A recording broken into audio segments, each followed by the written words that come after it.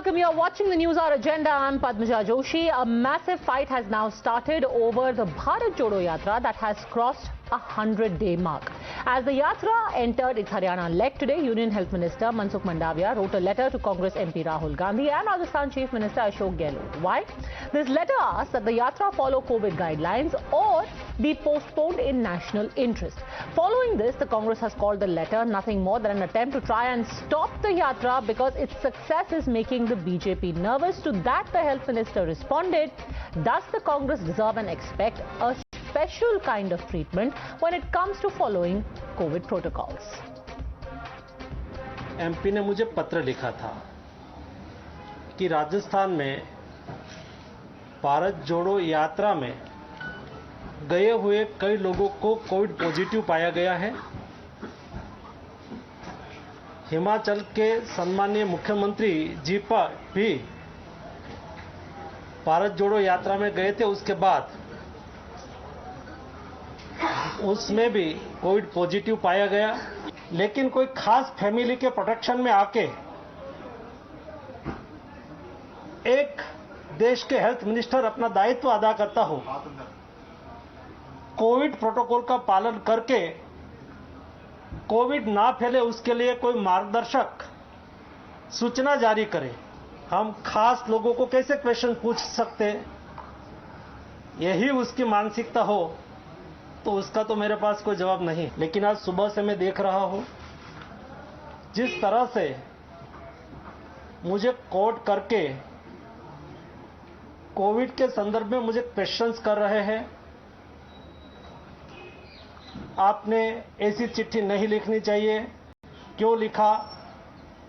मैं भारत सरकार का हेल्थ मिनिस्टर होने के नाते मेरा दायित्व है कि देश में कोविड ना फैले। Has said that he's written these letters only because COVID violations were flagged up to him by members of parliament from Rajasthan.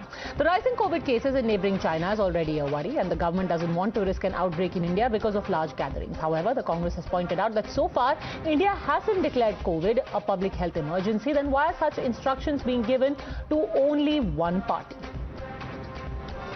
Rahul Gandhi ji की भारत जोड़ो यात्रा और क्यों कोरोना फैल रहा है, तो इसलिए आप इनको पाबंद करें कि ये कोरोना किस प्रकार से यात्रा कर रहे हैं। और तो मनसुख जी जो है उसी 20 तारीख को पत्र लिख रहे राहुल गांधी जी को, कल ही लिख रहे लेटर।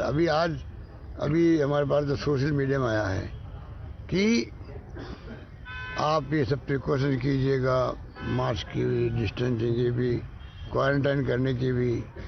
ये बौखलाहट का एक बड़ा नमूना सामने है देश के सामने। क्या एक परिवार सब प्रोटोकॉल से ऊपर है? ये तो मैं मान सकता हूं कि आज भी गांधी परिवार में कांग्रेस के राष्ट्रीय अध्यक्ष को ज़्यादा एक परिवार को मान्यता मिलती है, लेकिन देश का प्रोटोकॉल, कोविड का प्रोटोकॉल तो उनको फॉलो करना पड़ेगा।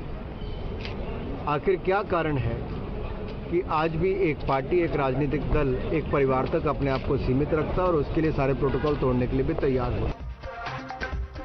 Now, sources said that COVID-19 positive diagnosis of Himachal Pradesh's newly elected Chief Minister Sukhvinder Singh Sukkhu after participating in the Rajasthan leg of the Yatra, as well as the massive build-up of COVID wave in China, are just some of the reasons behind the letters of warning. But in a subsequent statement, Congress Communication Chief Jairam Ramesh said that the BJP MPs complained about the Yatra only out of spite. The question, though, is politics now infecting the fight back against a possible new wave of this pandemic? You're watching the News Hour at 10, debate number 1 on Times Now, Super Prime Time. All right, joining us now on the debate, Sanju Verma, national spokesperson of the BJP, Lokesh Jindal, leader of the Congress, Kapil Madan, lawyer, Acharya Pramod Krishnam, also leader of the Congress, PP Chaudhary, member of parliament of the BJP, who is one of the 3 MPs, in fact, who has written a letter to Mansukh Mandavia. But I want to start with you, Acharya Pramod Krishnam. It's a letter which basically says, आप protocol follow कीजिए और अगर नहीं हो पाता है तो फिर यात्रा को थोड़ी देर के लिए रोक लीजिए। प्रोटोकॉल फॉलो करने की हिदायत देना कोई क्राइम तो है नहीं।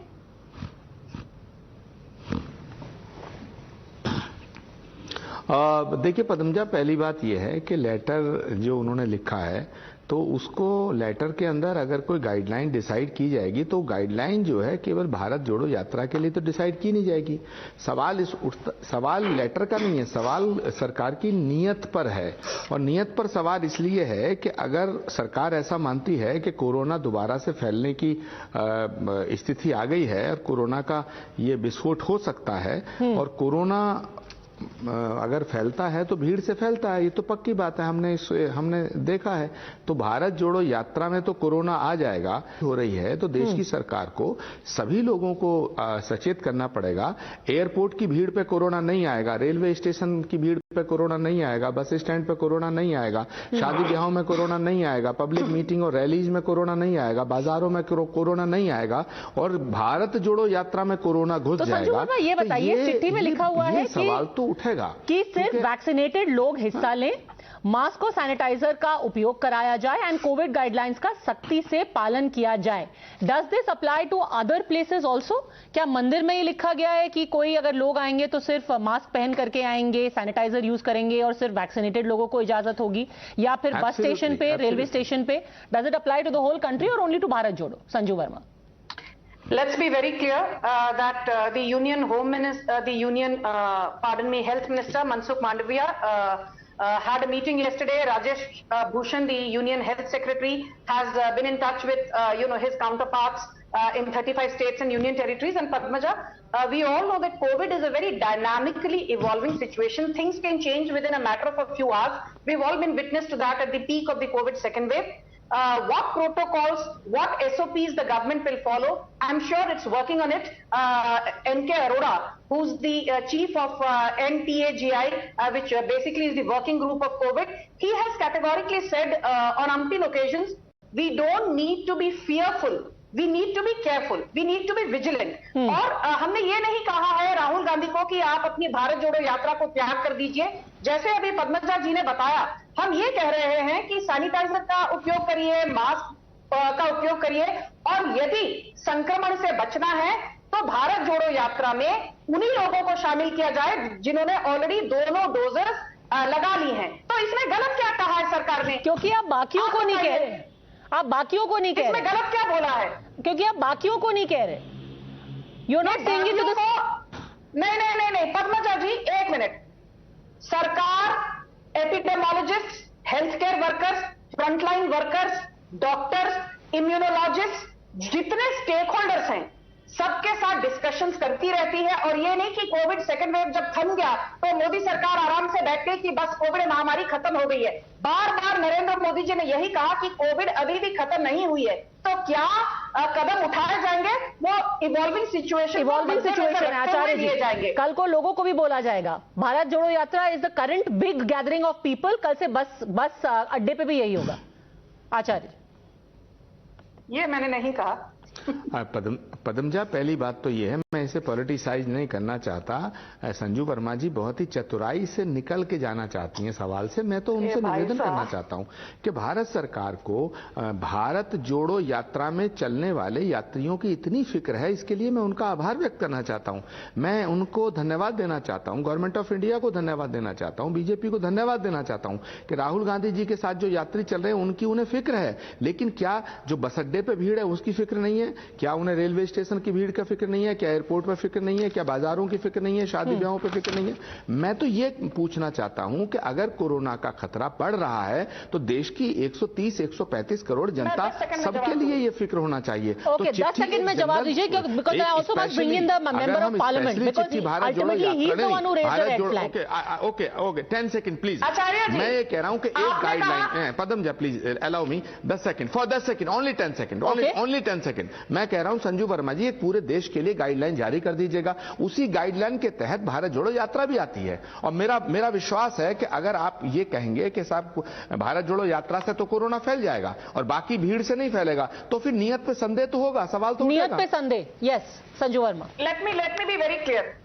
संजू वर्मा चतुराई से कहां से निकल कर जाएंगी? पद्मजा जी की डिबेट पर 3 कांग्रेस के आधिकारिक और नॉन आधिकारिक प्रवक्ता बैठे हैं, हम तो अकेले हैं। खैर, ये तो पद्मजा जी से पूछेगा, इन्होंने 3 भी है, आपके साथ भी हैवी फायर है। ओके, खैर मैं एक चीज कहना चाहूंगी, you know the government has constantly been in touch with relevant stakeholders. 4 cases आए हैं B7 के, and you know there are 628 sub lineages of the omicron virus. क्या अभी पूरा लॉकडाउन लगाना चाहिए? क्या एक कैलिब्रेटेड लॉकडाउन होना चाहिए?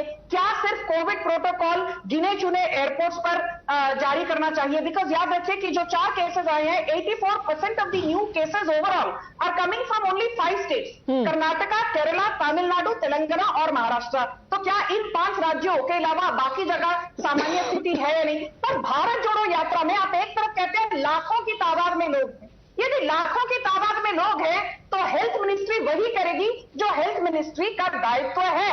अच्छा ये बताइए मिस्टर चौधरी, क्योंकि आपने ये चिट्ठी लिखी है along with Nihal Singh ji, another member of parliament, why did you write only about Bharat Jodo Yatra to the health minister? सिर्फ इसी को सिंगल आउट आपने क्यों किया हुआ है? हमारे स्वास्थ्य मंत्री जी से यह निवेदन किया कि हिमाचल प्रदेश के मुख्यमंत्री जी जो कि भारत जोड़ो यात्रा में सम्मिलित होकर के आए, वहां पर वो राहुल गांधी से गले भी मिले और लोगों से गले मिले, और हजारों लोग उस भारत जोड़ो यात्रा में सम्मिलित थे। उनसे, उन लोगों से इनको संक्रमण हुआ मुख्यमंत्री जी को और कोविड पॉजिटिव आए। तो हमें इस आधार पर लिखना पड़ा कि क्योंकि जिस हिसाब से कोविड वापस अभी पिछले 2 दिनों में जो चाइना की हालत हो रही है, वहां पर हॉस्पिटल में जगह नहीं मिल रही है, कोरिया हो, जापान हो, अमेरिका हो, तो वहां पर वापस जो है कोरोना की लहर फिर शुरू हुई है। तो उस वजह से हमें चिंता ये थी कि, और हमारी चिंता हमारी नहीं है, इसके पीछे हर भारतवासी की चिंता है, और उस चिंता के तहत में हमने ये पत्र लिखा कि इससे हजारों लोग इस यात्रा में सम्मिलित हैं और उसमें कितने लोगों को संक्रमण ऑलरेडी है जिसकी वजह से मुख्यमंत्री संक्रमण हुए। तो ऐसे में तो बेसिकली आप ये कह रहे हैं कि क्योंकि सुखविंदर सिंह सुक्खू थे वहां पे, इसीलिए आप उस पर परेशान हैं। पर कांग्रेस का ये कहना है कि यहां पर चुनाव होने वाले हैं, यात्रा बहुत सक्सेसफुल है, आप नर्वस हो गए हैं, इसीलिए आपको बस भीड़ दिखाई दे रही है और भीड़ को आप छाटना चाहते हैं कोविड के बहाने। कांग्रेस के पास इसके अलावा कहने का है क्या? लेकिन यात्रा जो है उस पर मैं जाना नहीं चाहता। हमारे हिसाब से यात्रा कंप्लीट फेल्योर है, ये उनके यात्रा निकालना ही उनका फ्रस्ट्रेशन है।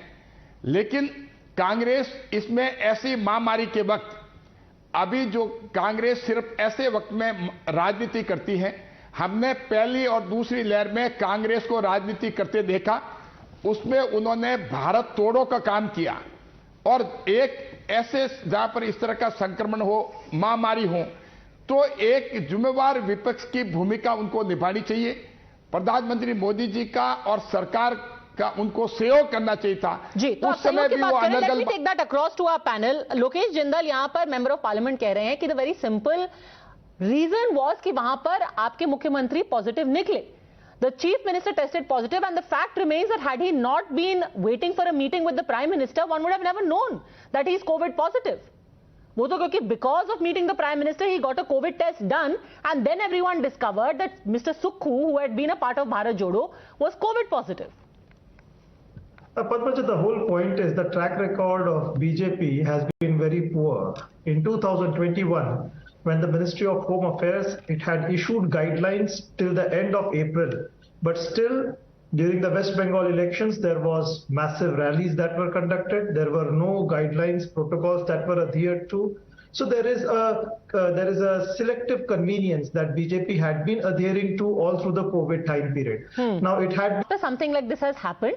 आप बस इतना कीजिए कि आपको जो लोग आएंगे उनका कोविड टेस्ट करा लें, या फिर वो वैक्सीनेटेड हो, या उनका बूस्टर लगाओ। That's it. You continue with your यात्रा। आप लाखों को जमा कीजिए, बट उनका टेस्ट करा लीजिए। That's it. एक कहावत है जी, बद से बदनाम बुरा।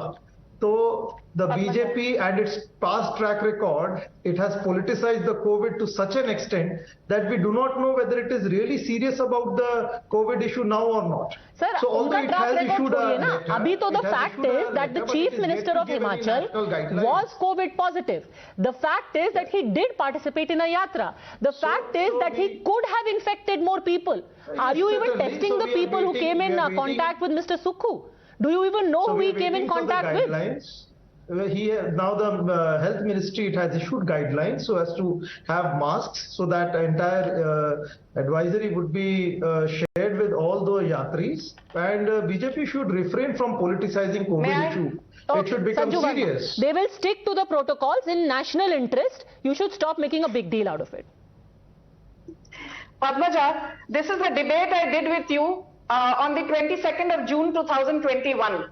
And you had asked me a similar question, because the allegations were flying thick and fast as to whether the BJP-led Modi government has failed to do the needful with respect to reining in, potential COVID spread. I will just say what I said then. The reason I picked up this tweet and this debate is nothing has changed as far as allegations from the Congress go. Whereas lot has changed in terms of what the BJP has done to rein in COVID, especially the Modi government. We have delivered, vaccinated cumulatively. There have been more than 220 crore vaccinations done. India's adult population is only 94 crore, which means we have vaccinated the entire adult population because that needed only 188 crore doses.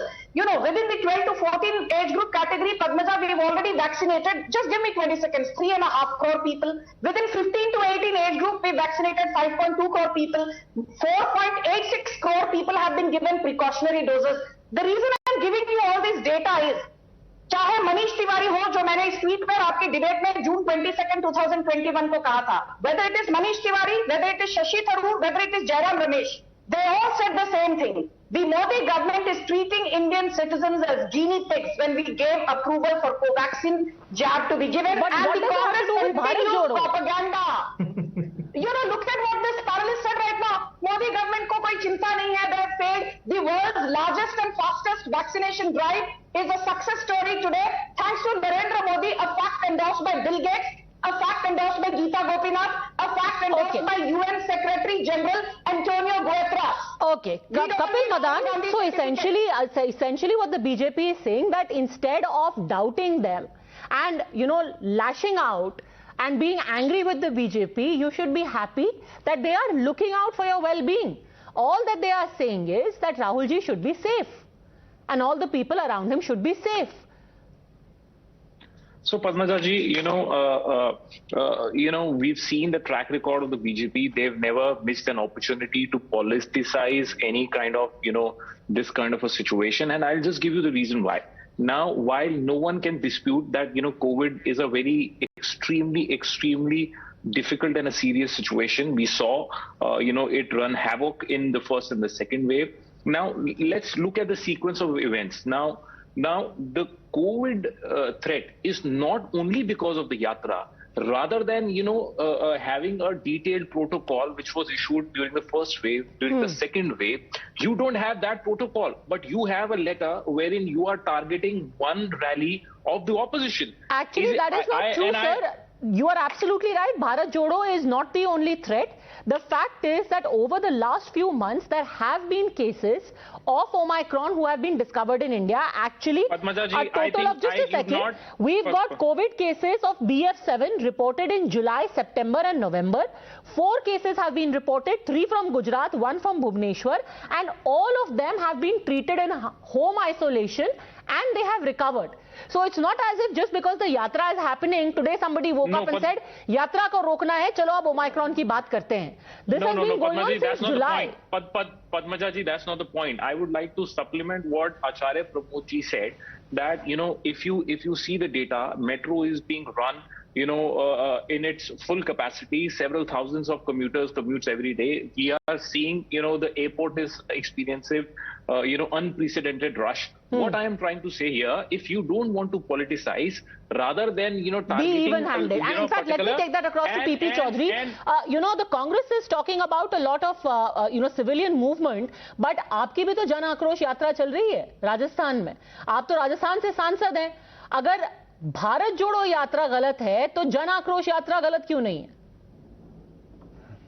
देखिए, BJP की यात्रा जो है, अगर आज तक अभी ये जो इश्यू है, उसमें अगर ऐसी चीज आती तो ये जरूर इश्यू उठता.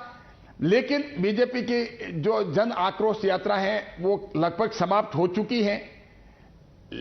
लेकिन उसको आधार नहीं बनाया जा सकता। ये नहीं कि क्योंकि यहां कोविड फैलने दिया जाए, अगर वहां होगा तो कानून जो है कोविड प्रोटोकॉल वो सब लोगों के लिए लागू होता है, चाहे बीजेपी हो चाहे कांग्रेस हो, देश के हर नागरिक के लिए लागू होता है। आपकी यात्रा के विजुअल्स दिखाएंगे, आपकी यात्रा के विजुअल्स दिखाएंगे, वहां पे तो कोई कोविड प्रोटोकॉल नहीं हो रहा है राजस्थान में, और एनीवे लॉकडाउन नहीं लगा है, आपकी यात्रा चल रही है, तो फिर भारत जोड़ो क्यों रोका जाए?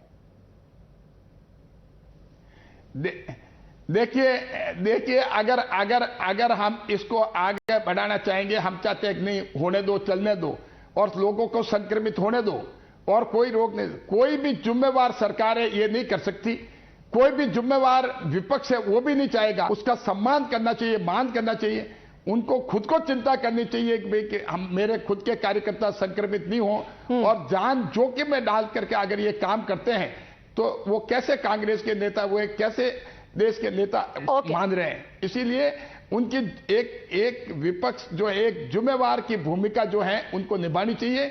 गैर जिम्मेवार वो काम करेंगे तो आज देश को जो है पूरे नागरिकों को वो खतरे में डालेंगे। Okay mister PB Chaudhary, thank you very much for speaking to us, but I also want to put that question to you Sanju Verma again. अभी चौधरी साहब कह रहे हैं कि गैर जिम्मेदाराना रवैया नहीं होना चाहिए। मैं आपको भी दिखाती हूं वो राजस्थान में जो बीजेपी की यात्रा चल रही है उसके विजुअल्स।